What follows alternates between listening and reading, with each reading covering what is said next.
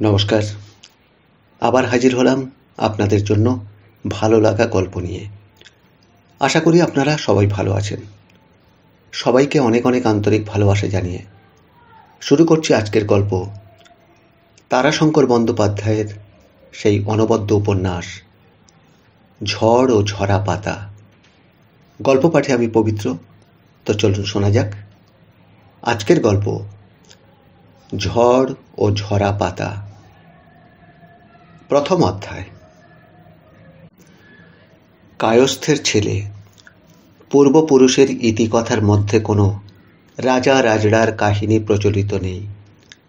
উপাধিতে রায়চৌধুরী কিংবা শুধু রায়, কি শুধু চৌধুরীত্বের অলঙ্কার নেই, শুধু মিত্র আছে। শুধু প্রবাদ অনুযায়ী ঘোষ বোস মিত্র কুলের অধিকারী, কুল গৌরব। সুতরাং এককালে নিঃসংশয়ে উচ্চ মধ্যবিত্ত ছিল।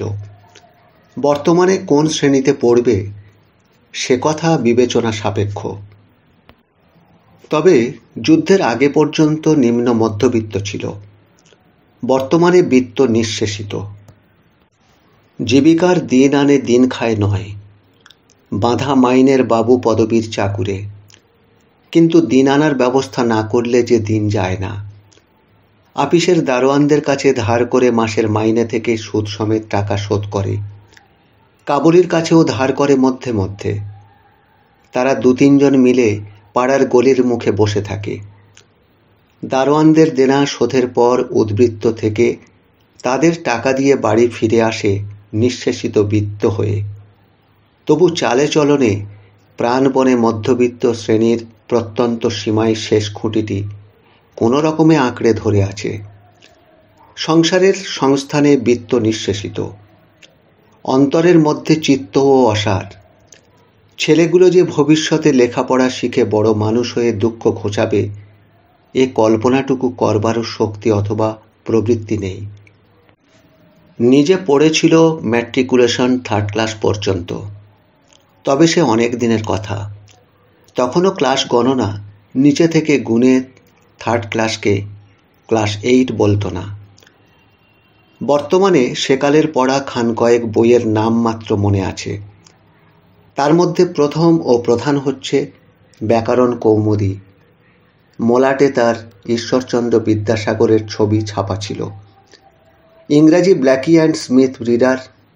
ভিতরের বস্তু মনে থাকার মধ্যে আছে নর নরৌ নরা আর tell me not in mournful numbers, অথবা life is but and empty ড্রিমের একটা প্যারাগ্রাফ মাত্র। বাংলা বইগুলোর নাম মনে নেই, তবে গল্প টল্প ওই জীবনী কথা 2-4টে মনে আছে। ছেলেগুলো পথে মারামারি করে, গুলি খেলে, স্কিপিং করে, অনবরত নাচে, ধুলো মাখে, অশ্লীল গাল দেয় পরস্পরকে। তাও মনে বিশেষ কোনো সাড়া জাগায় না। চেয়ার টেবিলে বসে চাকরি নয়। খিদিরপুর থেকে হাওড়ার পোল পর্যন্ত শেডে ইয়ার্ডে জেটিতে ঘুরতে হয়। এক্সপোর্ট ইম্পোর্ট কোম্পানির সরকারবাবু। মাল খালাস, মাল বোঝাইয়ের তদারক এবং হিসাবে রাখা কাজ। দাঁড়িয়ে রোদে পুড়ে জলে ভিজে কাজ দেখে মধ্যে মধ্যে আপিসে এসে রেকর্ড ডিপার্টমেন্টের প্রকাণ্ড বড় টেবিলটার সামনে একখানা হাতল ভাঙা চেয়ার টেনে বসে রিপোর্ট লিখে দাখিল করে। বড়বাবুর টেবিলের সামনে দাঁড়ায়, কৈফিয়ত দেয়। বড়বাবু তিরস্কার করেন। ইংরেজ বড় সাহেব তিরস্কারের ধার ধারেন না। সোজা বলেন, ইডিয়ট, ননসেন্স, রাস্কেল। গোপনে মাথা নিচু করে। লজ্জায় বা দুঃখে কিংবা ভয়েও নয়, মাথা উঁচু করে শুনলে বড়বাবু বা বড় সাহেব বেশি চটে যাবে বলে মাথা নিচু করে সে। কামরা থেকে বেরিয়ে এসে ময়লা দুর্গন্ধযুক্ত রুমালে কপাল ও মুখের ঘাম মুছে নিয়ে বলে, শালা। কিন্তু কাকে সে বলে? অর্থাৎ গালাগালিটা বড়বাবুকে না বড় সাহেবকে, অথবা যে দুঃসময়টা গেল তাকে কিংবা নিজের ভাগ্যকে, কি সবগুলোকে জড়িয়ে সকলকে দেয় কিংবা কাউকেই না দিয়ে শুধু অভ্যাস বশতই বলে, সে কথা সে নিজেও জানে না। এরপরই সে বিড়ির তৃষ্ণা অনুভব করে। জল খেয়ে টাইপরাইটারের রিবনের কৌটো, যেটাকে সে ব্রিকেস হিসাবে ব্যবহার করে, সেইটে বের করে প্রথমে ঢাকনার উপর একটা আঙুলের টোকা দেয়। তারপর সেটাকে খুলে টিপে টিপে দেখে একটা নিটল বিড়ি বেছে নিয়ে দুমুখে ফুঁ দিয়ে মুখে পুড়িয়ে ধরে উঁচু দিকে মুখ তুলে ধোঁয়া ছেড়ে দেয়। বাড়িতে ফিরে কোনোদিন ছেলেগুলোকে প্রহার করে, কোনোদিন বা স্ত্রীর সঙ্গে কলহ করে। মধ্যে মধ্যে স্ত্রীর কান্নাও শোনা যায়, সম্ভবত প্রহারও করে। আবার কোনোদিন সকালে গিয়ে ফিরে 3টে-4টে, কোনোদিন বেলা 11টায় বেরিয়ে রাত্রি 9টায়। চাকরির সর্বাপেক্ষা মনোহারী অংশটুকু হলো ট্রামে আসা যাওয়া। কোম্পানি ওকে একখানা শ্যামবাজার সেকশনের মান্থলি টিকিট দিয়েছে। কোম্পানির কাছে মাইনের কৃতজ্ঞতার চেয়েও এই কৃতজ্ঞতাটাই অনেক বেশি। বিশেষ করে রাত্রে ফেরবার সময় ট্রামের ফার্স্ট ক্লাসে বসে দুধারে আলোকোজ্জ্বল দোকান সারির দিকে অলস দৃষ্টিতে চেয়ে ফেরাটা একটা বিলাস।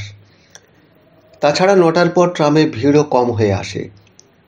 2-1 দিন ভিড় হয়, কিন্তু গোপেনের সবচেয়ে বড় সুবিধে হলো সে ওঠে ডালহাউসি অথবা এসপ্ল্যানেডে, মানে একেবারে ছাড়ার জায়গা হতে।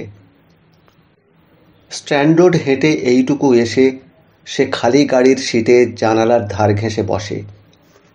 সিটের মধ্যে তার আবার বাছাই করা সিট আছে। নতুন ট্রামে সে বসতে চেষ্টা করে দরজার পাশেই লেডিজ সিটের পিছনের সিঙ্গেল সিটটিতে। যে ট্রামে একেবারে সামনে গাড়ির পেছনের দিকে মুখ করে বসবার আসন আছে, সে ট্রামে গোপেন সেই সিটে বসে। আর অন্য সিটের লোক যখন ঘাড় বেঁকিয়ে লোকের দৃষ্টি আকর্ষণ করে লেডিজ সিটের দিকে তাকায়, তখন ওই সিটে বসে গোপেন মুচকে হাসে।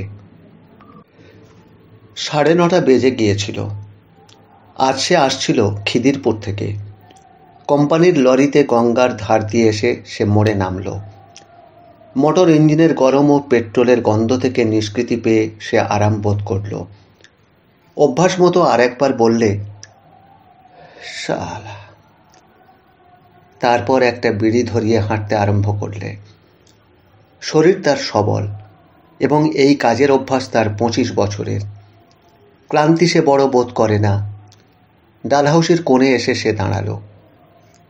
হে কি রে বাবা, ট্রাম যে সারি সারি দাঁড়িয়ে, ব্যাপার কি? 11ই ফেব্রুয়ারি 1946 সাল, রাত্রি 9:30। আজাদ হিন্দ ফৌজের অন্যতম নায়ক ক্যাপ্টেন রশিদ আলী খাঁর 7 বছর কারাদণ্ডের আদেশের প্রতিবাদে ছাত্র শোভাযাত্রীদের উপর বেলা 12টা থেকে 5টা পর্যন্ত পুলিশ 2 বার লাঠিচার্জ করেছে। ফেয়ারলি প্লেসের সামনে উত্তরমুখে চলে গিয়েছে ক্লাইভ স্ট্রিট। কি লাগলো পায়ে, কে জানে কি। গোপেন হনহন করে চলেছে, কিন্তু ব্যাপারটা কি, আর কাকেই বা জিজ্ঞাসা করবে? জনশূন্য ডালহৌসি স্কোয়ার, খালি ট্রামগুলো শুধু দাঁড়িয়ে আছে। কন্ডাক্টর ড্রাইভারেরা উদাসীনের মতো দাঁড়িয়ে অথবা বসে রয়েছে। জিজ্ঞাসা করলেও কোনো উত্তর দেয় না।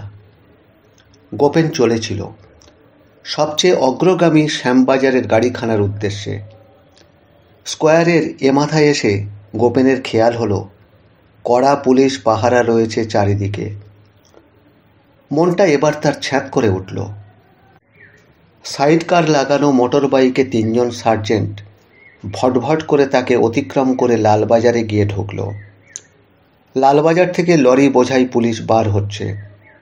গোপেন থমকে দাঁড়ালো। খড়ের ঘরে আগুন লাগার প্রথম অবস্থায় পোড়ার মৃদু গন্ধে যেমন মানুষ চমকিত এবং সন্ধানী হয়ে ওঠে, তেমনিভাবেই সে সতর্ক হয়ে উঠল। একটু ভেবে নিয়ে সে সামনে না এগিয়ে স্কোয়ারের কোণেই যে ট্রামখানা দাঁড়িয়েছিল সেখানাতেই গিয়ে উঠে পড়ল। কন্ডাক্টর তার দিকে একবার তাকালে, তারপর মুখ ফিরিয়ে বসল। গোপেন প্রশ্ন করলে, গাড়ি বন্ধ কেন ভাই, ব্যাপার কি? কন্ডাক্টর তার প্রশ্নের জবাব না দিয়ে বললে, এ হে হে হে, রক্ত! আপনি বুঝি মারিয়ে এলেন? গোপেন সবিস্ময়ে তাকিয়ে দেখলে, হ্যাঁ, রক্তে জুতোর ছাপ পড়েছে ট্রামের মেঝেতে। একবার নিজের পায়ের দিকে সে তাকালে। ডান পায়ের স্যান্ডেলের সোলের পাশে জমাট রক্তের কুটি লেগে রয়েছে এখনো। কিছু বুঝতে না পেরে সে কন্ডাক্টরের মুখের দিকে তাকালে। মনে হলো কন্ডাক্টর জানে। কথাটা তার মনে পড়ল বিদ্যুতের মতো। আপনি মারিয়ে এলেন বুঝি? কন্ডাক্টর বললে, কোথা থেকে আসছেন আপনি? আমি তো খিদিরপুর থেকে। কি ব্যাপার বলুন তো ভাই? ব্যাপার আর কি, ওই স্টুডেন্টস প্রসেসরের উপর পুলিশ লাঠিচার্জ করেছে, সেন্ট্রাল এভিনিউয়ের লরি পুড়েছে, গুলি চলেছে, ট্রাফিক বন্ধ। গোপেন ট্রাম থেকে নেমে পড়ল। সর্বনাশ! কি বিপদ! লরি পুড়েছে, গুলি চলেছে, ট্রাম বন্ধ। এখন তাকে তো যেতে হবে শ্যামবাজার 5 মাথার মোড়। আবার গোপেনকে দাঁড়াতে হলো। শুধু দাঁড়ালো না, 2 পা পিছিয়ে এসে দাঁড়ালো। ট্রামের জানালা দিয়ে উজ্জ্বল আলো পড়েছে রাস্তার উপর। রক্তের দাগ। দিনের আলোয় লোকে সভয়ে সসম্মানে পাশ কাটিয়ে গিয়েছে। পা দিয়ে কেউ মারিয়ে যায়নি। এখন অন্ধকারের মধ্যে 2-4টে পা পড়েছে। তার মধ্যে একটা ছাপ তার পায়ের স্যান্ডেলের। হ্যাঁট হয়ে আবার গোপেন দেখলে, ওদিকে গোঁ গোঁ করে পুলিশের লরি যাচ্ছে। শিউরে উঠে গোপেন খাড়া হয়ে দাঁড়ালো। তারপর হনহন করে চলতে আরম্ভ করলে। শ্যামবাজার 5 মাথার মোড়। সে কি এখানে? গির্জের মাথার ঘড়িতে বাজছে 9:45। মানুষের মধ্যে আতঙ্ক এবং উত্তেজনা পাশাপাশি অত্যন্ত স্পষ্ট হয়ে উঠেছে। এক চোখে আতঙ্ক, অন্য চোখে উত্তেজনা। এখনই মানুষের চোখে মুখে ভয় ফুটে উঠেছে। পর মুহূর্তেই চোখে উত্তেজনার ঝিলিক খেলে যাচ্ছে। হাত মুঠি বেঁধে উঠছে। দোকানপাট বন্ধ হয়ে গিয়েছে। গোপেন চলছে হনহন করে। মধ্যে মধ্যে থমকে দাঁড়াচ্ছে। সামনের দিকটা যতদূর সাধ্য তীক্ষ্ণ দৃষ্টিতে দেখছে কোথাও পুলিশ কি সার্জেন্ট রয়েছে কিনা। কান সজাগ করে রেখেছে। লরি কি মোটর বাইকের শব্দ শুনলেই গলিতে ঢুকতে হবে, অথবা কোথাও আশ্রয় নিতে হবে। নভেম্বর মাসে একটা হাঙ্গামা হয়ে গিয়েছে। গোপেন জানে, যেতে যেতে ওরা ধাঁই ধাঁই করে গুলি ছুঁড়ে দিয়ে যায়। তাতে যে মরল সে মরল। রাস্তার মোড়ে, বিশেষ করে বড় রাস্তার মোড়ে থমকে দাঁড়াতে হবে। মোড় ফিরবার আগে উঁকি মেরে দেখে নিতে হবে ওদিকে কি ব্যাপার চলছে। তারপর হয় পিছিয়ে আসতে হবে, অথবা দ্রুত গতিতে সেই রাস্তায় পড়ে এক ধার ঘেঁষে চলতে হবে। গোপেনের বন্ধু বীরু রসিক লোক। সে থিয়েটার নিয়েই মেতে আছে। সে বলেছিল, বুঝলি গোপেন, মোড়ের মাথায় এসে না স্রেফ তোর নাকটি আগে বাড়িয়ে দিবি। হ্যাঁ, স্রেফ নাকটি। তারপর নাকের পাশ দিয়ে বাঁকা চোখে দেখবি। তারপর একবার হাতখানি বাড়াবি। তাতেও যদি বন্দুকের আওয়াজ না শুনিস, তখন আর একবার ভালো করে দেখে শট। হ্যাঁ, সাঁ করে বেঁকে সনসন করে একদম হাওয়া। কথাটা রসিক বীরুর মুখে বেশ লেগেছিল সেদিন, কিন্তু আজ সেন্ট্রাল এভিনিউয়ের মুখে এসে কথাটার চেহারা পাল্টে গোপেনের মনে উদয় হলো। গোপেন থমকে দাঁড়ালো। সামনে বউবাজার সেন্ট্রাল এভিনিউ জংশন। চৌমাথায় 4টে আলোর ছটা পড়েছে। পুলিশ লরি দাঁড়িয়ে আছে। ওদিকে বউবাজারের দুদিকের ফুটপাত একেবারেই ফাঁকা। দুদিকের দোকানপাট, অধিকাংশই কাঠ কাটরার দোকান, সব বন্ধ। যদিও 10:30টায় সব দিনই দোকানগুলো বন্ধ থাকে, কিন্তু দোকানের গায়ে পানবিড়ি সিগারেটের দোকানগুলো তো খোলা থাকে। প্রত্যেক দোকানে 2-4 জন বসে থাকে, বেকার এবং রসিকের দল গুলতান করে। আজ বিড়ি সিগারেটের দোকানও বন্ধ। রাস্তার গ্যাস পোস্ট, ট্রামের পোস্টগুলো শুধু দাঁড়িয়ে আছে। দূরে ভটভট শব্দ উঠছে। সেন্ট্রাল এভিনিউ থেকে এক একটা জোরালো আলোর ছাঁটার মতো ছটা রাস্তার জংশনের উত্তর পশ্চিম কোণের বাড়িটার গায়ে পড়ে ক্রমশ পশ্চিমমুখী হচ্ছে। এসপ্ল্যানেড থেকে সার্জেন্টের মোটর বাইক বউবাজারে পশ্চিমমুখ মোড় ফিরছে নিশ্চয়। গোপেন চঞ্চল হয়ে উঠল। এখন আলোটা এইবার তার উপর পড়বে। হঠাৎ সে আতঙ্কে চমকে উঠল। দেখল দুটো বাড়ির মাঝের একটা সরু বন্ধ গলির মুখ। সেখান থেকে 2 জন লোক তীরের মতো ছুটে বেরিয়ে তাকে অতিক্রম করে তারই পাশের উত্তরমুখী একটা গলিতে সেঁধিয়ে গেল। সমস্ত শরীর গোপেনের শিউরে উঠল। দুমদুম করে কোথাও বন্দুক বা পিস্তলের আওয়াজ হচ্ছে। ওদিকে আলোটাও তার পাশে এসে পড়েছে।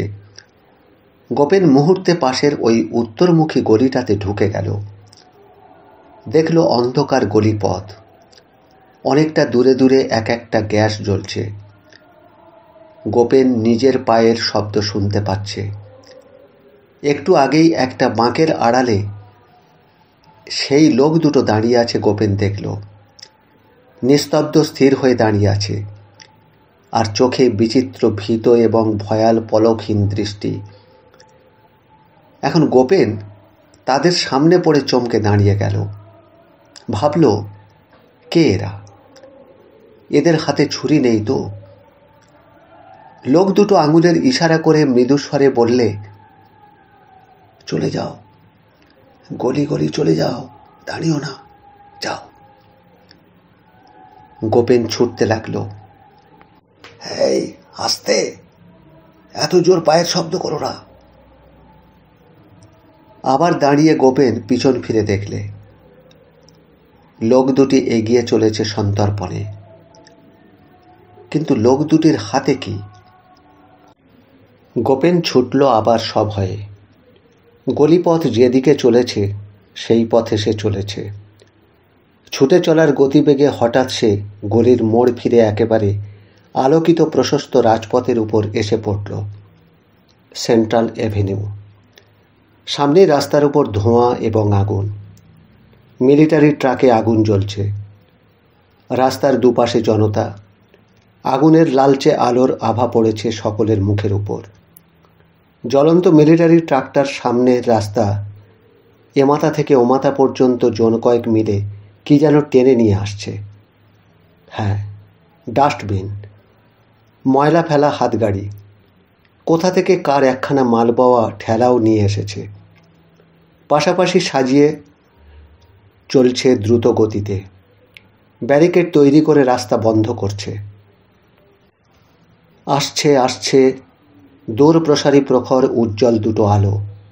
সঙ্গে সঙ্গে এগিয়ে আসছে ঝড়ের মতো মোটরের আওয়াজ। গোপেন গলির মধ্যে ঢুকে পড়ল।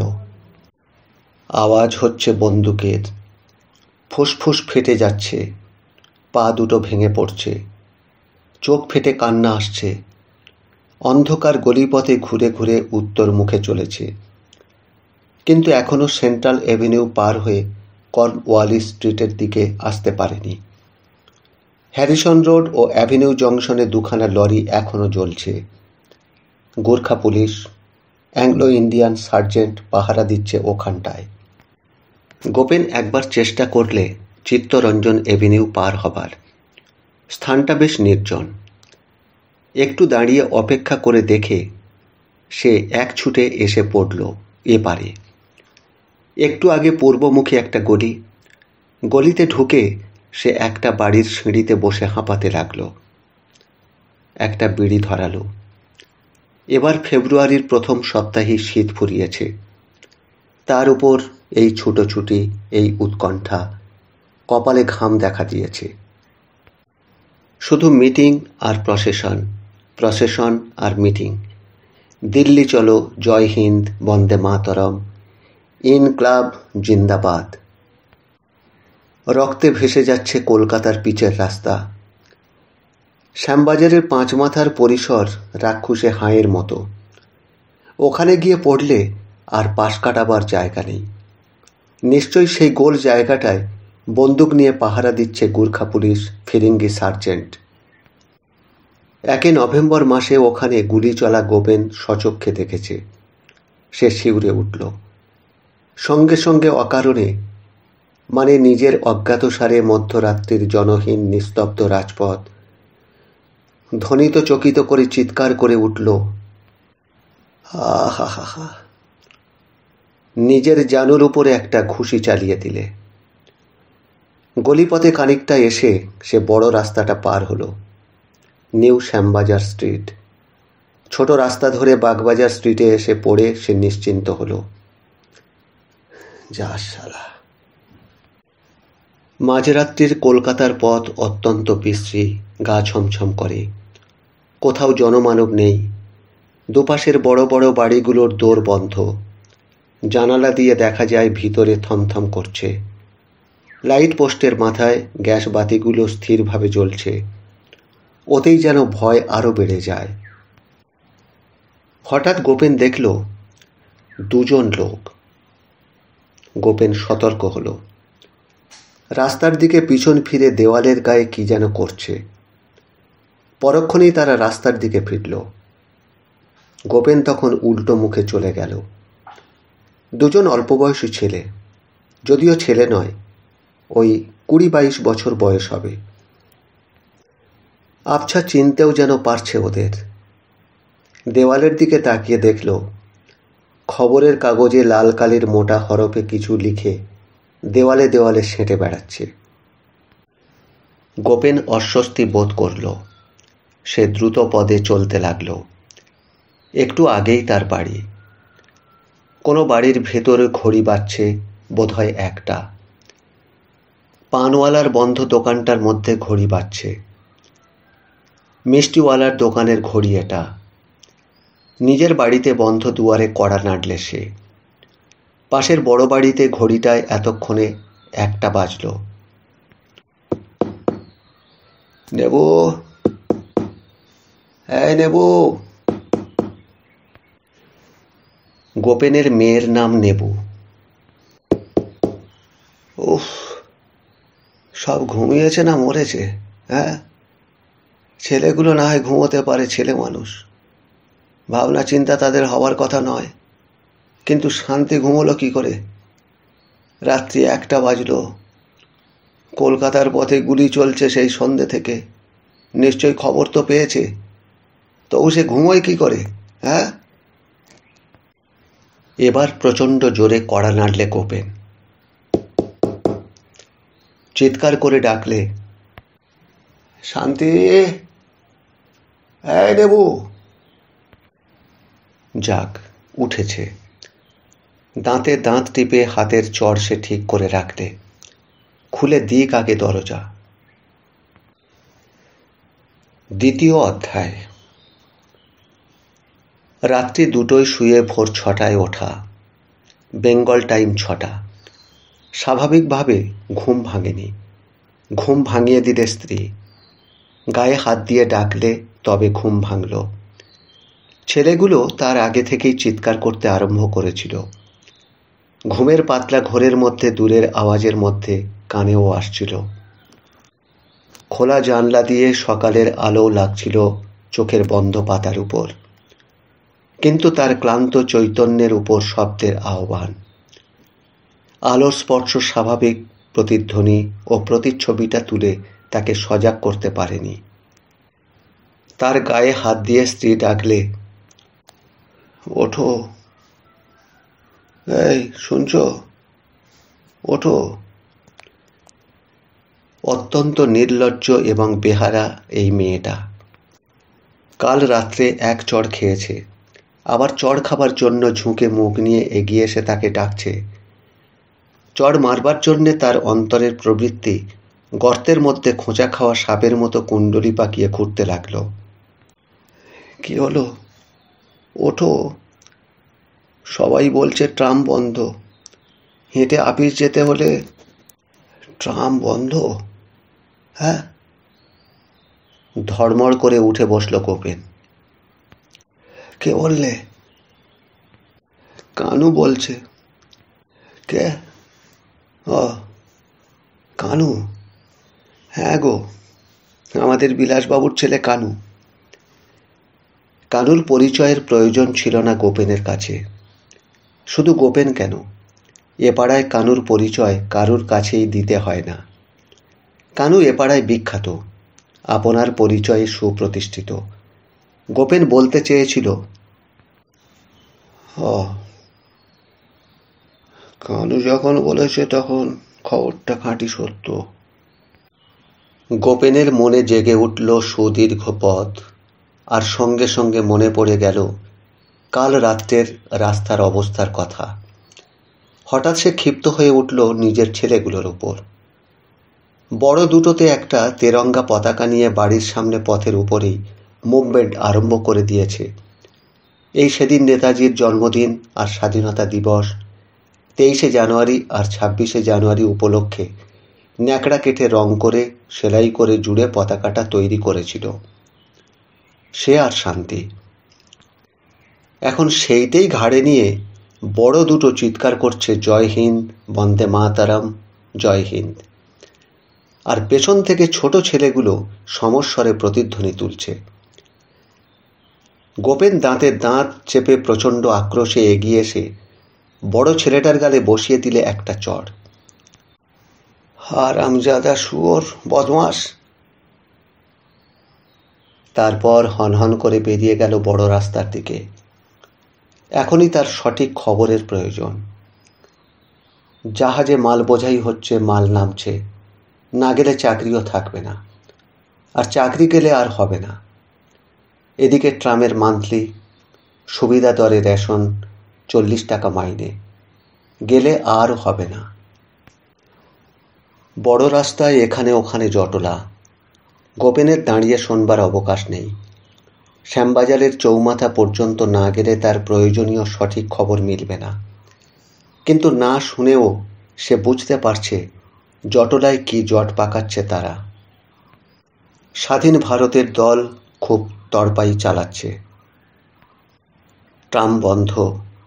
বাসগুলো এসেছিল, সেগুলোর সামনে গ্যারেজ বোর্ড টাঙিয়ে চলে যাচ্ছে। দোকানপাট সব বন্ধ। পাঁচমাথার ফুটপাথে এরই মধ্যে লোক জমছে। মজা দেখতে এসেছে সব। গোপেন একটা ক্ষুব্ধ দীর্ঘ নিঃশ্বাস ফেলে হঠাৎ একটা চায়ের দোকানে ঢুকে বসল। এরাও দোকান বন্ধ করবার উদ্যোগ করছে। দোকানটা গোপেনের চেনা, গোপেনকেও ওরা চেনে। গোপেন নিজে রেশন থেকে কিছু কিছু চিনি ওদের সরবরাহ করে থাকে। চিনি খেতে মিষ্টি এবং পুষ্টিকর উপাদেয় ও উপকারী দুই বটে, কিন্তু সে খাওয়ার ভাগ্য গোপেনের নয়। কোম্পানিরূপ চিন্তামণি চিনি যোগায়, আর ভাগ্যহত গোপেন সেই সস্তা দরের চিনি এখানে চড়া দামে দিয়ে কিছু আয় বৃদ্ধি করে নেয়। খবরের কাগজটা টেনে নিয়ে সে বললে, এক কাপ চা দিও তো। কি বললে? চা? হ্যাঁ হ্যাঁ, এখনো চা খাইনি, দাও। সকলের নিচে মোটা হরফে লেখা 20খানি মিলিটারি ট্রাকে অগ্নিসংযোগ। মুহূর্তে তার দৃষ্টির সম্মুখে খবরের কাগজের বুকে পিঁপড়ের সারি সারি মতো ছাপা হরফের লেখা মুছে গেল, মিলিয়ে গেল। মনে পড়ে গেল আবছা আলোর মধ্যে রাস্তার উপর মিলিটারি ট্রাক জ্বলছে। লাল আলো, তার আভা পড়েছে মানুষের মুখে। চোখে সাদা খেতে লাল ছটা ঝিকমিক করছে। একটা উত্তপ্ত দীর্ঘ নিঃশ্বাস ফেললে আবার পড়তে আরম্ভ করল। আজাদ হিন্দ ফৌজের ক্যাপ্টেন রশিদ আলীর উপর দণ্ডাদেশের প্রতিবাদ এবং রাজনৈতিক বন্দীদের মুক্তি দাবি করিয়া হিন্দু ও মুসলমান ছাত্রগণের সম্মিলিত শোভাযাত্রার উপর মধ্যাহ্নে 12:30 এবং অপরাহ্ন 4 ঘটিকার সময় ডালহাউসি স্কোয়ারে পুলিশ 2 বার লাঠিচার্জ করে। ইহার ফলে জন 20 ছাত্র আহত হয়, 27 জন গ্রেফতার হয়। 88 বর্ষ বয়স্ক আহমেদ হোসেন নামক জনৈক যুবকের আঘাত বেশি বলিয়া তাহাকে হাসপাতালে ভর্তি করা হইয়াছে। গোপেন চঞ্চল হয়ে এবার তার স্যান্ডেল জোড়াটার দিকে তাকালে। না, আর কিছু নজরে পড়ছে না। ডালহাউসি থেকে বাগবাজার পর্যন্ত গলি রাস্তার বুকে লাল রক্তের ছাপ মেরে মুছে গিয়েছে। অনেকে হেঁটে আপিস চলেছে। ট্রাম বন্ধ, বাস, রিক্সা সব বন্ধ। আবার একটা দীর্ঘ নিঃশ্বাস ফেললে। তার আর কোনো উপায় নেই। পুলিশের লরি চলে গেল একখানা, গুর্খা এবং সার্জেন্ট। গোপেন দাঁতে দাঁত টিপে দাঁড়িয়ে রইল। বার কয়েক নিজের মাথাটা সে ঝাঁকি দিয়ে উঠল। মাথার বড় বড় চুলগুলো ছড়িয়ে পড়ল মুখের উপর। সেগুলোকে বিন্যস্ত করে নিয়ে সে বাড়ির দিকে চলল। ছুটতে হবে, এখনই ছুটতে হবে, আর সহ্য হচ্ছে না। গোপেনের বাড়ির সামনের দরজা ধরে দাঁড়িয়ে আছে নেবু। 14-15 বছর বয়স বোধ হয় হবে। হিলহিলে লম্বা, সবে পারল উত্তীর্ণ হয়ে কৈশোরে পা দিয়েছে। যদিও এখনো ফ্রক পরে থাকে। কাপড় দুষ্প্রাপ্য। তাছাড়া কন্ট্রোলেও যে দাম কাপড়ের, সে কিনে দিতে নেবুর বাপের সাধ্যে কুলোয় না। মধ্যে মধ্যে সে মায়ের কাপড় টেনে নিয়ে পরে। খানিকটা দূরে আড্ডা বসেছে কানুদের। 17-18 থেকে 20 বছরের ছেলেদের দল। জোর আলোচনা চলছে, গতকালের ঘটনার আলোচনা। নিতান্ত সব সাধারণ ছেলে। অধিকাংশ ম্যাট্রিক ক্লাসের ছাত্র। 2-1বার ফেল করা ছেলেই প্রায় সব। জন 2-1 ফার্স্ট ইয়ারে পড়ে, একজন পাশ করে বসে আছে। অবস্থায় নিতান্তই নিম্ন মধ্যবিত্ত, তবে গোপেনের চেয়ে সকলের বাপের অবস্থাই ভালো। এই বস্তিটার যে দিকটা ভালো, অর্থাৎ পাকা মেঝের সঙ্গে দেওয়ালও একখানা ইটের, চালে যে দিকটায় রানীগঞ্জের টালি, সেই দিকটায় থাকে কেউ কেউ পাকা বাড়ির বাসিন্দা। ওই 2খানা ঘর, বারান্দা ঘেরা একফালি রান্নাঘর, ভাড়া 30, তাও যুদ্ধের আগে থেকে আছে বলে। সকালে ঘণ্টাখানেক পড়ে, 10টা থেকে 4টে পর্যন্ত স্কুলে হল্লা করে। বিকেলে বৈশাখ থেকে ভাদ্র পর্যন্ত ফুটবলের মাঠ, আর শীতকালটা ক্রিকেটের আসরে ইডেন গার্ডেনে। সন্ধ্যা 8টার পর সিনেমায় কাটায়। ধারের মধ্যে পরস্পরের কাছে 2-4 আনা ধার। সিগারেট বিড়ির দোকানে কিছু ধার ছাড়া আর কিছুর ধার ধারে না। পর্বে পার্বণে পুজোগুলি আছে, তার মধ্যে সরস্বতী পুজোটাই ওদের নিজস্ব। তার গোড়া থেকে শেষ পর্যন্ত সবই নিজেরা করে, আর বাকিগুলোয় ভলেন্টিয়ারি করেই ক্ষান্ত হয়। পাড়ায় পিকপকেট কি চোর কি মাতালকে তাড়া করে, ধরতে পারলে ঠ্যাঙায়। দোকানদারের সঙ্গে খরিদ্দারের ঝগড়া হলে তার মীমাংসা করে। একটা প্রবাদ আছে, উত্তর কলকাতার বিখ্যাত খেলোয়াড় পাড়ার ছোকরারা 20 বছর আগেও স্বর্গীয় শরৎচন্দ্র চট্টোপাধ্যায়ের খ্যাতি শুনে পরস্পরের মধ্যে আলোচনা প্রসঙ্গে বলেছিল, লোকটা কি জানি সব বইটই কি সব লেখে। বংশ কলুজি আলোচনা করলে দেখা যাবে কানুরা এদেরই মাস্তুতো ভাইয়ের ছেলে। তাদের সঙ্গে এদের যে তফাৎ, সে তফাৎটা এক পুরুষের বা 20 বছরের তফাৎ। 1330 সালের পর থেকে দেশে যে হাওয়া বয়েছে, সেই হাওয়ায় নিঃশ্বাস নিয়ে ওরা বেড়ে উঠেছে। বাতাস থেকে রক্ত যেসব উপাদান বা শক্তি অথবা বিষ সঞ্চারিত হয়, তার মধ্যে বিষই হোক আর অমৃতই হোক, শক্তিই হোক আর অহিতকারী সাময়িক মত্ততাই হোক, দেশের ঐতিহাসিক ঘটনার প্রভাব তাদের পূর্বপুরুষ থেকে স্বতন্ত্র করে তুলেছে। 46 সালের কলকাতা কলকাতা কেন, সারা দেশ, আর 42 সালের কলকাতা এবং দেশেও অনেক তফাৎ ছিল। তখন তারা কাঁচা বয়সে। সেকালের কলকাতায় শুধু সবিস্ময়ে দেখেছে সেদিনের বিপ্লব। মানুষকে গুলি খেয়ে মরতে দেখেছে, দলে দলে মানুষকে জেলে যেতে দেখেছে। মহাত্মা গান্ধী থেকে সুভাষচন্দ্র, শরৎচন্দ্র, জয়প্রকাশ নারায়ণ পর্যন্ত যাদের নাম শুনে তারা শুধু ভক্তি করত, তাদের তারা প্রত্যক্ষ চিনেছে সেই সময়ে। 1350-এর দুর্ভিক্ষ দেখেছে, মাটিতে মানুষ মরতে দেখেছে, আকাশে এরোপ্লেন উঠতে দেখেছে ঝাঁকে ঝাঁকে, পথে মিলিটারি লরির কনভয় দেখেছে, ট্যাঙ্ক দেখেছে, আর্মার্ড লরি দেখেছে, কামান দেখেছে, দেখেছে টমি গান, মেশিন গান, সাইরেন শুনেছে, বোমা পড়তে দেখেছে, নিজেদের বাড়িতে ঘরে মেয়েদের অর্ধ উলঙ্গ দেখেছে, অন্ন বস্ত্রের অভাবে নিজেরা নিষ্ঠুর কষ্ট ভোগ করেছে, কালো বাজারের ভয়াবহতা উপলব্ধি করেছে, অসুখে ওষুধ পায়নি, মিছরি পায়নি, 1 পয়সা দামের সিগারেট 2 পয়সা 3 পয়সা দাম দিয়েও পায়নি। জয়প্রকাশের জেল ভেঙে পলায়ন কাহিনী শুনেছে, তাঁর ধরা পড়ার কাহিনী শুনেছে, লাহোর জেলের নির্যাতন কাহিনী শুনেছে। দীর্ঘ 6 বৎসরের এই সব ঘটনাবলীর ঘাত প্রতিঘাতে দেশের এবং মানুষের পরিণতির সুস্পষ্ট রূপ নভেম্বরে দেখেছে। আর শুধু দেখেছে নয়, কানুরা শেষের দিকে সে শোভাযাত্রার পিছনে গিয়ে দাঁড়িয়েও ছিল। নেতাজি জন্মদিবস পালন করেছে 23শে জানুয়ারি, 26শে জানুয়ারি স্বাধীনতা দিবস পালন করেছে, ট্রাম ধর্মঘট দেখেছে, তাদের ধর্মঘটের বিরাট সার্থকতায় আনন্দ উপভোগ করেছে। একজন বললে, তাহলে কোথায় কটার সময় একসঙ্গে হব বল? কানু বললে, 10টা থেকে 10:30টার মধ্যে স্যাম স্কোয়ারে। হঠাৎ একজন বললে, এই ওকে। ব্যাস, দল ভেঙে গেল। কানু বাড়ি ফিরছিল। নেবু বললে, 10:30টায় বেরুবে বুঝি? কানু দাঁড়িয়ে তার সামনের খানিকটা চুল ধরে টেনে নিয়ে বললে, সে খবরে তোর দরকার কি? তা তো বটেই, বেটা ছেলে রাজা ছেলে, খায় দুধের স্বর, আর মেয়ে ছেলে ছাই ছেলে, যায় পরের ঘর, বুঝলি? নেবুর কথাটা কেড়ে নিয়ে কানু ছড়াটা শেষ করল। ঘাড় নেড়ে নেবু বললে,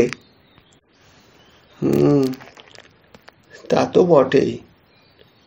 সরোজিনী নাইডু, অরুণা আশরাফ আলী, তোমাদের পাড়ার ওই কমলাদি, বীণা ঘোষ, এরাও তো বেটা ছেলে না? আহা, কি আমার সব বীর!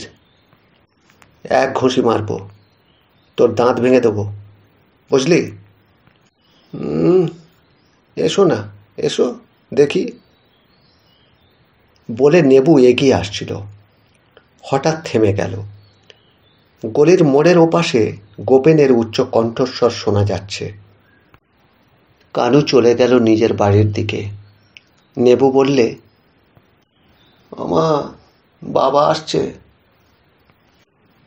গোপেন হনহন করে এসে বাড়ির ঢুকবার মুখে থমকে দাঁড়িয়ে নেবুকে একটা ঠেলা দিয়ে বললে, এখানে দাঁড়িয়ে কেন? হ্যাঁ, এখানে স্নানের সব দিয়েছিস? সভয়ে বাপের দিকে চেয়ে নেবু বললে, এত সকালে? হ্যাঁ হ্যাঁ, এত সকালে। ফের একটা ধাক্কা দিয়ে নেবুকে উঠোনে ঠেলে দিয়ে গোপেন বাড়ি ঢুকে বলল, কই আমার তেল গামছা? গায়ে মাথায় জল ঢালবার সময়, বিশেষ করে শীতের দিনে, গোপেন চিৎকার করে মন্ত্র বলে যায়। যদিও মন্ত্র নয়, লোকে বাইরে থেকে কথাগুলো কি বলছে বুঝতে না পেরে ভাবে মন্ত্র পড়ছে। আজ কিন্তু গোপেন উঁচু দিকে মুখ তুলে উচ্চ চিৎকারে যা বলে চলেছিল, তার মধ্যে ছন্দ নেই, মিল নেই।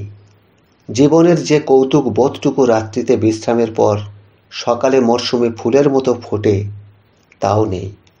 সে বলছিল, মুখ তুলে ভগবানকেই সম্ভবত বলছিল, মেরে দাও বাবা, মরে যাই, চুকে যাক আপদ, মরণের তো 1000 দুয়ারি খুলেছ বাবা। ঝড়, বোমা, দুর্ভিক্ষ, কলেরা, বসন্ত, যক্ষা, ম্যালেরিয়া, টাইফয়েড, নিউমোনিয়া, হার্ট ফেলটিজার, military lorry, bus, bullet, bullet, ছোড়া ছুরি, লাঠি থেকে আম কলার খোসা পর্যন্ত, তাই করো বাবা। অন্তত কলার খোসায় পা পিছলে ফেলে দাও, কংক্রিট করা ফুটপাতের ওপর নির্ঘাত মাথাটা ঠুকে চেলা করে দাও, ব্যাস, ঝঞ্ঝাট মিটে যাক। কিন্তু স্নান শেষ করেও তার ক্ষোভ মিটল না। ওদিকে ভাত হয়নি। বাসি রুটি থাকে ছেলেদের জলখাবারের জন্য, এখন তাই গিলতে লাগলো গুড় দিয়ে। যেটি সরকারের স্ত্রী তার অতীত অভিজ্ঞতা অনুযায়ী আজ ট্রাম বাস বন্ধ শুনে অনুমান করেছিল স্বামীকে আজ সকালেই রওনা হতেই হবে, তাই সে ছেলেদের রুটি দেয়নি। সকালের মধ্যে ছুটতে হয় গোপেনকে। সেদিন এই ব্যবস্থাই হয়ে থাকে। রুটি গিলতে গিলতে গোপেন মৃত্যু কামনার জন্য সাফাই গাইছিল। বলছিল, বেঁচে আর লাভ কি, 18 আনা লোকসানের বরাত, 40 টাকা মাইনেতে 10টা থেকে রাত্রি 10টা পর্যন্ত জেঠির ডগে ঘুরে মরো। আর পঙ্গপালের মতো ছেলে, রাস্তার কুত্তার বাচ্চা সব, হবে না? হঠাৎ স্ত্রীর মুখের দিকে চেয়ে সে অত্যন্ত ঘৃণাভাবে বললে, তার হবে নাই বা কেন, মাটা যে নেড়ি কুত্তি। হ্যাঁ। শান্তি এবার রূঢ় দৃষ্টিতে চাইলে স্বামীর দিকে, কিন্তু সে দৃষ্টি গ্রাহ্য করলে না গোপেন। সে বলেই চলল, চাল ডাল বয়ে আনতে হবে অফিস থেকে, কাপড়ের জন্য যেতে হবে আবার কন্ট্রোলের দোকানে, ঘন্টার পর ঘন্টা থাক শালা দাঁড়িয়ে, তবু তো শালা ব্ল্যাক আউট ঘুচেছে আজকাল। বাসে ট্রামে ঝুলতে ঝুলতে যাও বাদুড়ের মতো। এক জোড়া স্যান্ডেল শালা 5 টাকা, মার ঝাঁটা শালা বেঁচে থাকার মুখে। একটা গুলি যদি আজ বুকে লাগে। এবার আর শান্তির সহ্য হলো না। সে স্বামীর মুখের কথা কেড়ে নিয়ে বললে, তুমিও বাঁচবে আমিও বাঁচব। এই কি বললি? শান্তি ভয় পেলে না, সরেও গেল না, স্থিরভাবে দাঁড়িয়ে রইল স্বামীর চোখের দিকে চেয়ে। গোপেন বেরিয়ে গেল ঘর থেকে। দরজার মুখে দাঁড়িয়ে হাতের কবচটা মাথায় স্পর্শ করলে। তার হাতে থাকে একটা রূপোর তৈরি পলার আংটি। সেটা স্পর্শ করলে 2 ভ্রুর ঠিক মাঝখানটে। তারপর হনহন করে রওনা হলো। গলি গলি যাওয়া নিরাপদ, কিন্তু বড় রাস্তায় হয়তো 1-8খানা মালবহ লরি মিললেও মিলতে পারে। ডকে কাজ করে অনেক লরির ড্রাইভারের সঙ্গে জান পহচান মানে জানাশোনা আছে। শ্যামবাজারের 5 মাথার ফুটপাত লোকে ভরে গিয়েছে। একেবারে কাতার দিয়ে সবাই দাঁড়িয়ে গিয়েছে, সব মজা দেখছে। গোপেন মনে মনে বললে, দেখো বাবা দেখো, মজা দেখো। এই গোপেনের তো মজা দেখবার ভাগ্য নয়, দেখো। হঠাৎ ঘণ্টা বাজিয়ে একখানা ASF মার্কা ফায়ার ব্রিগেডের গাড়ি দ্রুত বেগে এসে নিউ শ্যামবাজার স্ট্রিটে রাইমার কোম্পানির ওষুধের দোকানের পাশে থামল। এ কি, আগুন কোথায়? এখানে কোথাও আগুন লেগেছে নাকি? গোপেন দাঁড়ালো। এখন ব্যাপারটা যে কি দাঁড়ায় দেখবার জন্য না দাঁড়িয়ে গোপেন পারল না। অথচ চাকরি তাকে টানছে, কিন্তু এর আকর্ষণও অদম্য। ভয়ঙ্কর কিছুর ভূমিকা যেন তৈরি হচ্ছে লঘু কৌতুকের ভঙ্গিতে। একটা ছেলে লরি ড্রাইভারকে বললে, ওদিকে তাকাচ্ছ কি, পুলিশ নেই, ভেগেছে, চলো চলো। এতক্ষণে গোপেনের খেয়াল হলো 5 মাথার মাঝখানে গোল জায়গাটার দিকে তাকিয়ে দেখলে সত্যিই তো সেখানে একজনও পুলিশ নেই। লরিটা চলতে আরম্ভ করলে। নিউ শ্যামবাজার স্ট্রিট ধরে পশ্চিম মুখেই চলেছে। গোপেনের মুখে একটু হাসি দেখা দিল। হাঁটার বেগ ধীরে ধীরে গোপেনের বাড়ছে। পায়ের ডিমটা ক্রমশ শক্ত হয়ে উঠছে। এককালে গোপেন এক্সারসাইজ করত। প্রথম আরম্ভ করত ধীরে ধীরে, তারপর সর্বাঙ্গের মাসলগুলো যত শক্ত হতো তত গতি বাড়ত তার। হেঁটে চলার মধ্যেও ঠিক সেই ব্যাপার। আপিসের বাবুরা রুমালে বা ন্যাকড়ায় বাঁধা খাবারের কৌটো ঝুলিয়ে চলেছে। ওদের দেখলে চেনা যায়। গোপেন খাবার নিয়ে যায় না, কুলোয় না। নেহাত যদি খিদে পায় সেদিন 2 পয়সার ছোলা ভাজা কি ঘুগনি দানা আর 1 কাপ চা খায়।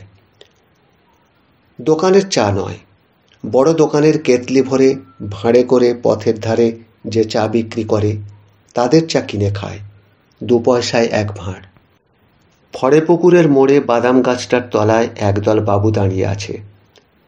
গোপেন দেখেই বুঝলে এরা অফিসের বাবু নয়, এরা হলো খুচরো দালাল।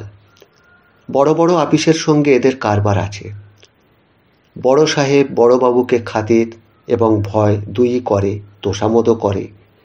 তবু 2-1 দিন অফিস কামাই করলে কৈফিয়ত দিতে হয় না। বেডন স্ট্রিটের মোড়ে এসে গোপেনের মনটা একেবারে পাল্টে গেল। ছেলের দল একটা মোটরকে আটকেছে। বলছে, এই নামো, গাড়ি থেকে নামো, আজ আর গাড়ি চড়ে যেতে পারবে না, নামো। আবার কেউ বলছে, আগুন লাগিয়ে দাও, লাগাও আগুন।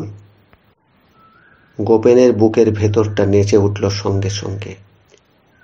এই লাগাও আগুন ধ্বনিটা বুকের ভেতর হাজার খিলানওয়ালা ইমারতের মতো প্রতিধ্বনি তুলছে। তার মনে পড়ে গেল মোটরের সামনে কতবার অতর্কিতে পড়ে সে চমকে উঠেছে, ড্রাইভারের ধমক খেয়েছে, গালাগাল খেয়েছে।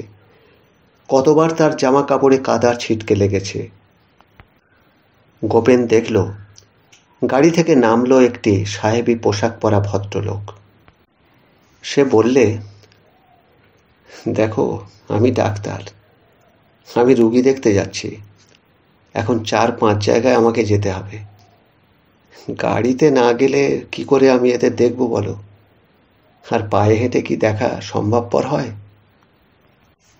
ও, ডাক্তার আপনি? আচ্ছা, দেখো, বলে প্যান্টের পকেট থেকে ভদ্রলোক স্টেথোস্কোপ বার করলে আর বললে, আমার গাড়ির কাছেও তো লেখা আছে, দেখছো? কিন্তু আপনি সাহেবী পোশাক পরেছেন কেন? আমি তো টাই পরিনি, দেখো, গলায় আমার টাই নেই। তবে নানা ধরনের রোগী দেখি তো, ছোঁয়াচ বাঁচাতে ঢিলে জামা কাপড় অসুবিধা হয়, তাই। আচ্ছা, আপনি যান। না, দাঁড়ান। আবার কি হলো? বলুন, বন্দে মাতরম। বন্দে মাতরম। বলুন, জয় হিন্দ। জয় হিন্দ। আচ্ছা, যান আপনি। ডাক্তার মোটরে চড়লে। চড়বার সময় সে নিজেই বললে, বন্দে মাতরম, জয় হিন্দ। প্রত্যুত্তরে ছেলেদের সাড়া দেবার সময় ছিল না। আর একখানা মোটর আসছে। রোকো রোকো রোকো রোকো। হাতে হাত বেঁধে ওরা নিজেরাই ব্যারিকেড হয়ে দাঁড়িয়েছে। গাড়ির ভিতরে মেয়ে ছেলে নিয়ে এক ভদ্রলোক রয়েছেন। মেয়েদের গায়ে 1 হাত করে সোনার গয়না ঝকমক করছে, চুড়ি কঙ্কন। পরনের শাড়ি জামা ঝলমল করছে, তলহাত রাঙা টকটক করছে, পায়ের চামড়া আপেলের মতো চকচকে। চলেছে মোটর চড়ে। গোপেন খানিকটা ক্ষুব্ধ হলো। পতাকা উড়িয়ে মেগাফোন নিয়ে যারা এলো তারা ওই মোটরের ভদ্রলোক, এবং ছেলে মেয়েদের গাড়িখানা ছেড়ে দিলে। সামনে এগিয়ে যেতে অবশ্য দিলে না, কিন্তু গাড়িতে চড়িয়ে বাড়ি ফিরিয়ে দিলে। দুধারের দোকানপাট সব বন্ধ। ইট কাঠ লোহার কলকাতা যেন দাঁতে দাঁত টিপে মুখ বন্ধ করে শুষ্ক দৃষ্টিতে চেয়ে রয়েছে, থমথম করছে, রুদ্ধ মুখ। গোপেন থমকে দাঁড়ালো। মোড় ফিরল সে, সেন্ট্রাল এভিনিউর দিকেই চলল। লরির প্রত্যাশা মিছে, এখন হেঁটেই যেতে হবে তাকে। সেন্ট্রাল এভিনিউ ধরে অফিস কাছে হবে। গত রাত্রের সেন্ট্রাল এভিনিউয়ের ভয়াবহ অভিজ্ঞতার স্মৃতি সে বিস্মৃত হয়নি। রাত্রির অন্ধকারে জ্বলন্ত লরির আগুনের আভায় মানুষগুলির সে মুখ তার মনের মধ্যে জ্বলজ্বল করছে। হঠাৎ ফটফট দুমদুম আরম্ভ হয়ে গিয়েছে। সেন্ট্রাল এভিনিউয়ের মুখে এসে সে দাঁড়ালো। কোন দিকে শব্দ উঠছে? উত্তর দিকটা চঞ্চল হয়ে উঠেছে। গলিতে গলিতে লোক ঢুকে যাচ্ছে। হ্যাঁ, ওই তো, ওই আসছে লরি। চলন্ত লরির লোহার বেড়ায় বুক দিয়ে দাঁড়িয়ে বন্দুক ছুটছে sergeant police, Gorkha police. Gopen চমকে উঠল। তার মাথার উপর থেকে ঠিক তার পাশেই সশব্দে খসে পড়ল কার্নিশের খানিকটা অংশ, আধখানা ইট সমেত পলেস্তারা। ওখানে বন্দুকের গুলি এসে লেগেছে। লোকেরা গলিতে সেঁধিয়ে পড়ছে। গোপেনও ফিরল, কিন্তু হঠাৎ ক্ষিপ্র গতিতে ঘুরে ভাঙা ইটের টুকরো কুড়িয়ে নিয়ে ছুটে ঢুকে গেল মানিকতলা স্ট্রিটের পাশের একটা গলিতে। শালা! দাঁতে দাঁত টিপে রইল গোপেন। ভাগ্যিস ইটখানা তার লাগেনি। সর্বাঙ্গে ঘাম ঝরছে, বুকের ভেতরটা যেন ঢেকে দিয়ে কুটছে। লোক ছুটছে উত্তর মুখে গ্রে স্ট্রিটের দিকে। কিছুক্ষণ ভাবলে দক্ষিণ মুখে টানছে খিদিরপুর ডক, জাহাজ বোঝাই হচ্ছে। কিন্তু উত্তর দিকে লোক দলে দলে ছুটছে। পুলিশ গুলি চালিয়ে এলো, তবে কি? গোপেন ঘুরল উত্তর মুখে। ওই যে একটা জনতা, নীলমণি মিত্র স্ট্রিট, সেন্ট্রাল এভিনিউ জংশন।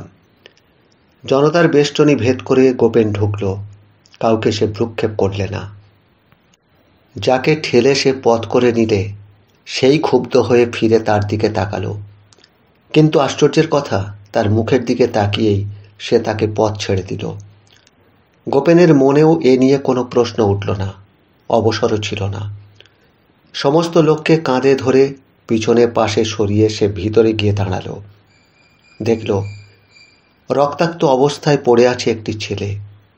ছেলে মানুষ, এখনো গল গল করে রক্ত বার হচ্ছে। দত্তদের ছেলে। হ্যাঁ,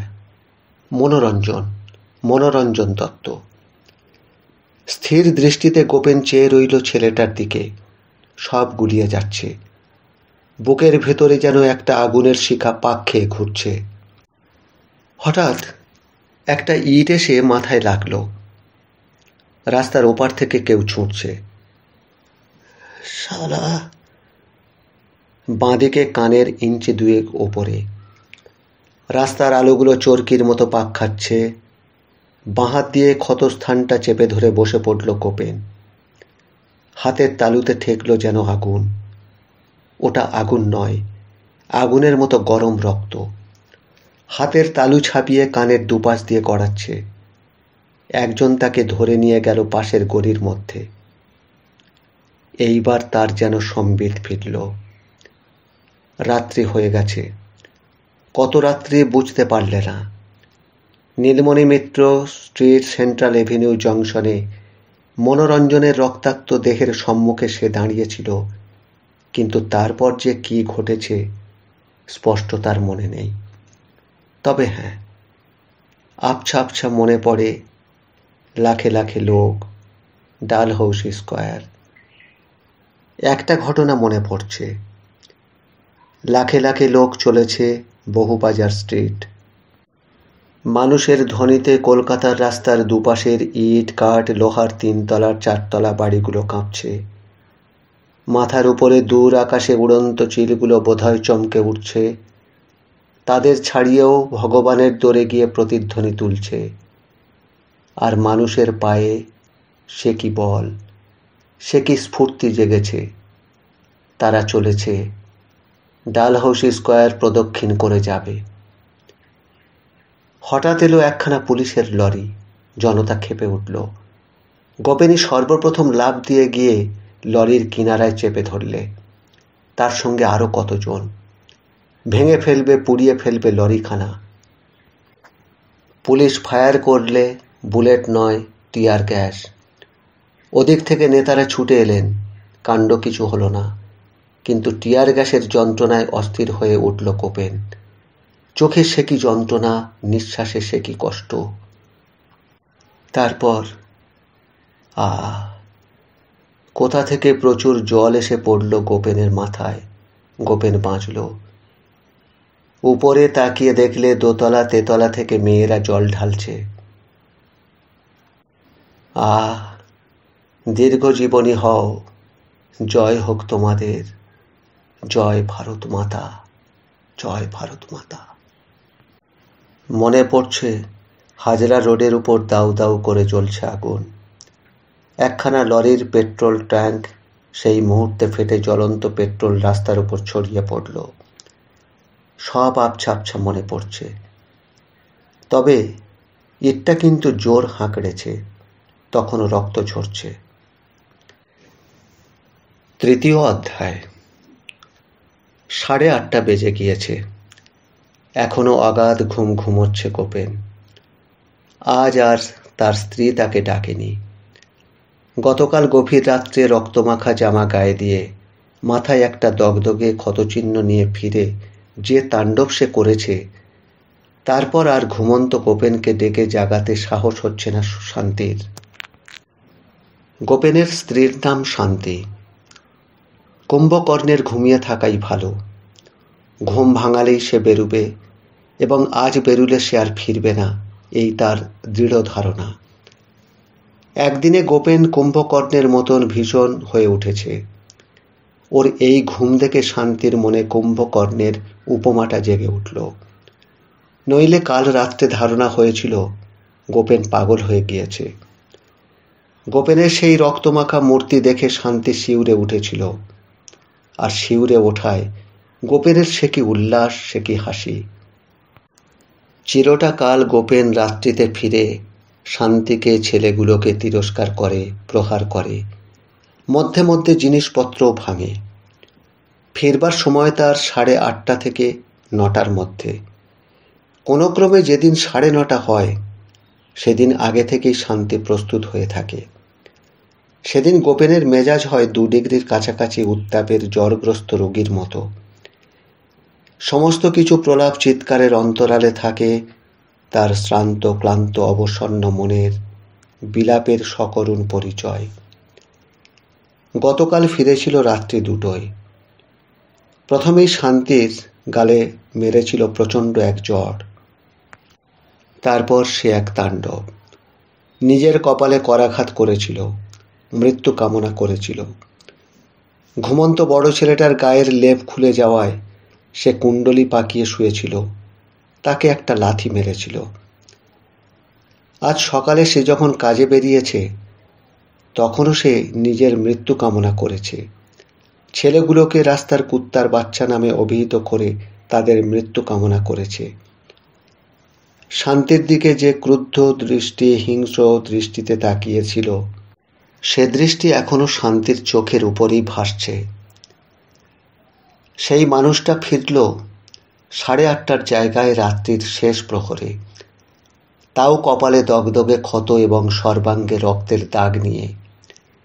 আজ তো তার বীভৎস ক্রোধে, উন্মত্ত প্রলাপে, অন্তরাত্মার আর্তনাদে বাড়িটাকে প্রেতপুরী বানিয়ে তোলবার কথা। কিন্তু সে মানুষ এমন উল্লাস নিয়ে ফিরল কি করে? এমন সন্তোষের প্রাণখোলা হাসি হাসে কোন জাদুর স্পর্শে? তবে কি সে পাগল হয়ে গিয়েছে? শুধু হেসেই ক্ষান্ত হয়নি গোপেন। উল্লসিত চিৎকারে বলেছিল জয় হিন্দ, ইনকিলাব জিন্দাবাদ। তাতেও ক্ষান্ত হয়নি। সে শান্তিকে মিষ্টি মিষ্টি কথা বলেছে, সমাদর করেছে। ঘুমন্ত ছেলেগুলোর দিকে তাকিয়ে প্রত্যাশার কথা বলেছে, গুনগুন করে গান গেয়েছে। আবার বলেছে এই সব হাঙ্গামা চুকে গেলে একদিন ভালো করে খাওয়া দাওয়া করতে হবে। ভেটকি, গলদা, চিংড়ি, মাংস, সন্দেশ। হ্যাঁ, অনেক কিছুর ফর্দও করেছে মুখে মুখে। দক্ষিণেশ্বর কালীবাড়ি গিয়ে মা কালীর পুজো দিয়ে আসবার মানত করেছে। আবার শান্তিকে বলেছে তাঁতের কাপড় কিনে দেবে। আর বলতে বলতেই সে ঘুমিয়ে পড়েছে। কিন্তু শান্তির ঘুম হয়নি। এই পাড়াতেই একটা পাগল আছে। সে রাস্তার লোক পেলেই তাকে ধরে বলে, ওই যে বেলুড়ের রাজা মহারাজ রামকৃষ্ণের বংশধর, রাজ্য ওদের পাওনা নয় গো। হ্যাঁ, বুঝলে, মানে ওই সত্যদোষ হয়েছে, সত্য হলো আমার। এইবার আমি রাজা হব, আর রাজ্য পেলেই না তোমাকে একটা বড় চাকরি দেব। মোটর আমি কিনবো না, আমি কিনবো ওই ওই যে ওরে এরোপ্লেন আর জুড়ি গাড়ি, ঘোড়া, খুব বড় বড় তেজি ঘোড়া, টকবক টকবক টকবক। এই এই তফাৎ যাও, হট যাও, হট যাও, হট যাও। বলতে বলতে সে নিজেই ছুটতে থাকে। শান্তি একদিন দরজায় দাঁড়িয়েছিল, তাকেও সে সবিনয়ে এসে কথাগুলি শুনিয়ে গিয়েছিল। এখন তার কথা ও কল্পনার সঙ্গে গোপনের গত রাত্রের কথা ও কল্পনার তফাৎ কোথায়? তফাৎ শুধু এক জায়গায়। পাগলের কথা শুনে সে অপার কৌতুক অনুভব করেছিল, প্রাণ ভরে হেসেছিল, আর গোপেনের কথা শুনে শান্তি নিদারুণ আশঙ্কায় প্রায় শ্বাসরোধী উদ্বেগ অনুভব করেছে। নিঃশব্দে বাকি রাত্রিটুকু কেঁদেছে। তাই সে সকালবেলায় গোপেনকে ডাকলে না, ছেলেগুলোকে চিৎকার করতে নিষেধ করলে। ঘরের জানালা দুটো শীতের রাত্রেই বন্ধই থাকে, সকালবেলায় খুলে দেওয়া হয়। তাও আজ খুললে না, দরজাটা বরং ভেজিয়ে দিলে। মানুষের শরীরে কত সয়, দুঃখী গরিব হলেও ওরও তো মানুষের শরীর। ঘুমিয়ে সুস্থ হোক বেচারি, ঘুমই হলো মায়ের কোল। শীতের দিনে গরম, গ্রীষ্মের দিনে বাতাস, মায়ের হাতের স্পর্শ। শান্তি ভাবলে আজ বরং বড় ছেলেটাকে বাজারে পাঠাবে, ওই গিয়ে বাজারটা করে আনুক। রাস্তাঘাটের এই অবস্থা, গুলি চলছে। এই বস্তির মধ্যে বাড়িতে বসেও শান্তি খবর পাচ্ছে। আশপাশের বাড়িতে কেউ কাতরে উঠলে মনে হচ্ছে কেউ বুঝি গুলি খেয়ে বাড়ি ফিরল। আবার কান্নার আওয়াজ শুনলে মনে হচ্ছে ও বাড়ির কেউ বুঝি রাস্তায় গুলি খেয়ে মরেছে, সেই খবর এলো বুঝি। এই বস্তিটায় ঘরে ঘরে মেয়েরা অভিসম্পাত দিচ্ছে। তাদের ভদ্র গৃহস্থের পাশেই ঝি চাকরের কাজ যারা করে, মজুর খেটে যারা খায়, তাদের বস্তি। এই বস্তি থেকে ঝিয়ের দল সকালবেলায় বেরিয়ে যায়। কেউ 3 বাড়ি, কেউ 4 বাড়ি ঠিকের কাজ করে। এই বাগবাজার থেকে শ্যামবাজার 5 মাথার মোড় পার হয়ে নতুন রাক্ষুসে বড় রাস্তাটা পার হয়ে অনেক দূর পর্যন্ত তারা কাজ করতে যায়, ওদিকে হাতিবাগানের মোড় পর্যন্ত। কাল বিকালবেলা থেকে কেউ আর কাজে বার হতে পারেনি। গলি গলি যত দূর যাওয়া যায় গিয়ে বড় বড় রাস্তা যেখানে পড়েছে সেখান থেকেই সবাই ফিরে এসেছে। আজও ভোরবেলায় কয়েকজন বেরিয়েছিল। এ পাড়ার জগমাসির প্রবীণ বয়স, পাড়ার ঝিয়েদের একটা দলের মুরব্বী। সে ভোরবেলায় শ্যামবাজারের মোড় পর্যন্ত গিয়ে পালিয়ে এসেছে, যেতে আর সাহস করেনি। কালীঘাটের বাসগুলো যেখানে দাঁড়ায় সেইখানে একটা বড় বাড়িতে লালমুখো গোরা পল্টন গিসগিস করছে। কাল রাত্রেই নাকি একটা প্রকাণ্ড বড় ট্যাঙ্ক এনে শ্যামবাজার বাজারের পিছনে কোথায় রেখেছে। শান্তি ট্যাঙ্ক দেখেছে, রাস্তার উপর দিয়ে যেতেও দেখেছে। রাস্তায় মানুষ চাপা পড়ার খবর এলেই মনে হয় এবার উদ্বেগে হৃৎপিণ্ডটা ফেটে যাবে। গোপেনের জন্য তার এ ভাবনা ছিল না। মনে হয় বড় ছেলেটা বুঝি চাপা পড়েছে। কিন্তু কাল রাত্রে সে গোপেনের যে মূর্তি দেখেছে তাতে সে আজ নিঃসন্দেহ হয়েছে যে গোপেন আজ 5 মাথার মোড়ে যাবা মাত্র ওই ট্যাঙ্কটার তলায় পড়ে পিষে চটকে রক্ত মাংসে হাড়ের কুচিতে ছেতরে রাস্তার পিচের উপর সেঁটে যাবে। জগর উচ্চ কণ্ঠস্বর এখনো শোনা যাচ্ছে। অভিসম্পাতের ভাণ্ডার তার ফুরিয়ে গিয়েছে বোধ হয়, কিন্তু আক্রোশ মেটেনি। ভগবানকে বিচার করতে বলছে, কিন্তু তাতেও বোধহয় ভরসা রাখতে পারছে না। কবে যে অভিসম্পাত ফলবতী হবে, কবে যে ভগবান বিচার করে দণ্ড দেবে, তার প্রতীক্ষা করে থাকবার মতো ধৈর্য আর তার নেই। জগ উচ্চ কণ্ঠে বলছে, এখন আমার আফসোস হচ্ছে আমি কেন ছুটে পালিয়ে এলুম। হ্যাঁ, গুলি করে মারতো মারতো, মরে যেতাম, ফুরিয়ে যেত, যন্ত্রণা শেষ হতো, তবু তো খালাস পেতাম। একজন উত্তর করলে, মরণকে তো ভয় নেই দিদি, কিন্তু গুলি লেগেও যদি না মরি, একটা অঙ্গ যদি খোঁড়া হয়ে যায়, ভয় তো সেইটাই। অন্য একজন বললে, মেরে ফেললে তো চুকে বুকে যায় মাসি, কিন্তু মুখ পোড়ারা যে ধরে নিয়ে যায় গো, হ্যাঁ, বিপদ তো সেইখানেই। তার কথাতেই সমর্থন করে আর একজন বললে, ও মা গো, জানো দিদি, ওই বাঁশবুকোরা না মোটর গাড়িতে যায় আর ইশারা করে ডাকে গো, হ্যাঁ, আবার গাড়ি থেকে ঝুঁকে হাত বাড়িয়ে ধরতে যায়। আর একজন বলে উঠল, এই সেদিন গো দিদি, সেদিন সন্ধেবেলায় ভোলাদাসী কাজ থেকে বাড়ি ফিরছে, গলিটার মুখে ঢুকবে, পিছু থেকে কিউড়ি মিউড়ি শুনে ফিরে চেয়ে দেখে দুজনা তাকে ডাকছে। হ্যাঁ গো, বাবা, ভোলাদাসীর পেছু নিয়েছে। ভয়ে তো ভোলাদাসীর দিয়ে ছুট, ভোলাদাসীও ছোটে, তারাও ছোটে। তারপর খালের ধার, পথে তো লোকজন নেই, সন্ধে হয়ে গিয়েছে, কি বেপদ বলো দেখিনি। তবে ভোলাদাসীর অদৃষ্ট ভালো, ধরতে পারলে না। তার আগেই গলিতে ঢুকে একটা বাড়িতে সেই দিয়ে গেল, ব্যাস, লোকজন দেখে মুখ পোড়ারা সরে পড়ল। বাড়িতে এক টুকরো আলু নেই, এক ফালি কুমড়ো নেই, শাকের পাতা পর্যন্ত নেই। কাল গিয়েছে হরতাল, বাজারও বসেনি। শান্তি নিজেই বাজার করে। গোপেন আপিস গেলে সে যায় গঙ্গার ঘাটের দিকে। পথে বাগবাজারের বাজার, ফুটপাতেও ফড়েরা তরকারি বিক্রি করে। সবই প্রায় দাগ ধরা জিনিস, কিন্তু সস্তা দরে। আজ এখনই এইক্ষণে বাজার না গেলেও চলবে না, রান্না চলবে না, পয়সার জন্য ভাবনা নেই। গতকাল ওই যে বাড়িখানা, ওই বাড়ির ঝি এসে 8 সের চিনি, 1 সের মুগের ডাল কিনে নিয়ে গিয়েছে। ঝিটা নিজের জন্য কিনেছে 8 পোয়া নারকেল তেল, পয়সা আছে। কিন্তু গোপেনকে বাড়িতে রেখে শান্তির বাইরে যেতে সাহস হয় না। ভালোবাসা, ভক্তি এসবের কথা নয়, কথাটা হলো নেহাত সাদা কথা। গোপেনের কিছু হলে এই বাচ্চাগুলোকে নিয়ে দাঁড়াবে কোথায়? জায়গা অবশ্য পাশেই রয়েছে, ওই জগদের বস্তির এলাকায়।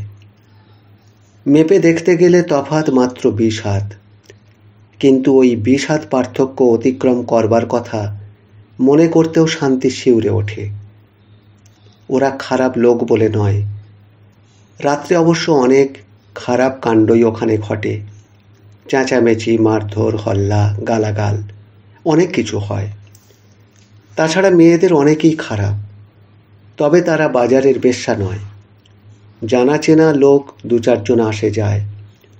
ওদের পাশেই অনেক গেরস্থও থাকে, যেমন বামুন, কায়েত, বদ্যি, সব রকম জাতি আছে।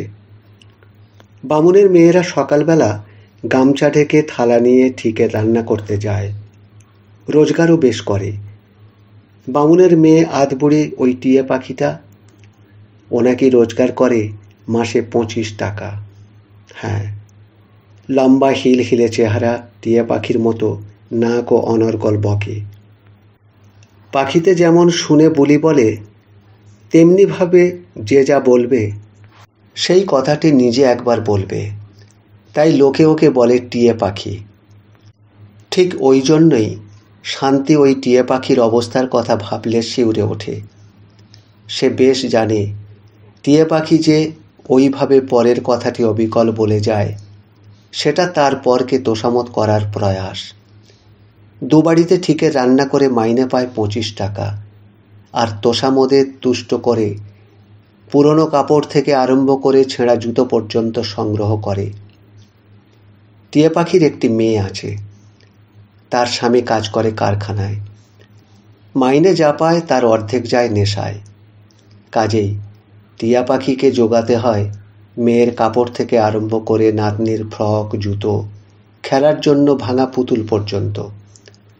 মধ্যে মধ্যে চুরিও করে, তবে চুরি করে আনে ওই কয়লা, ঘুঁটে, বাটা মশলা, পান দোক্তা। ওই দশায় উপনীত হলে শান্তি পারবে না। আজ এই পর্যন্ত। এই গল্পের পরবর্তী অংশ শুনবেন আগামী অডিওতে। ভালো লাগলে চ্যানেলটিকে এখনই সাবস্ক্রাইব করে বেল আইকনটি ক্লিক করে রাখুন। আর গল্প পাঠ কেমন লাগলে অবশ্যই মতামত জানান। ভালো থাকবেন। আবার দেখা হবে আগামী অডিওতে। শুভরাত্রি।